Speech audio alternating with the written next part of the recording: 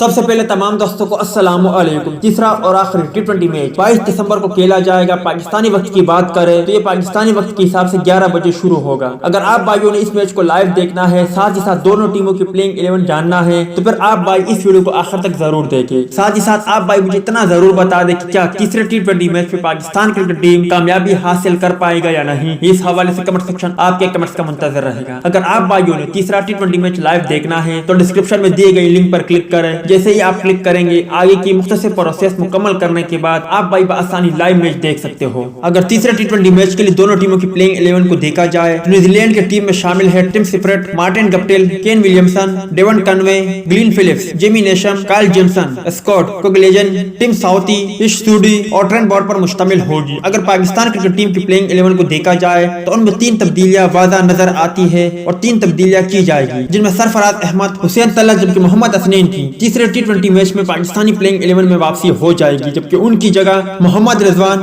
وہاب ریاض اور عبداللہ شفیق کو بیٹھنا پڑے گا۔ آپ بھائی مجھے کمنٹ سیکشن میں اتنا ضرور بتا دیں کہ سرفراز احمد کو پاکستانی ٹیم میں دیکھنا چاہتے ہو یا نہیں۔ اس حوالے سے کمنٹ سیکشن آپ کے کمنٹس کا منتظر رہے گا۔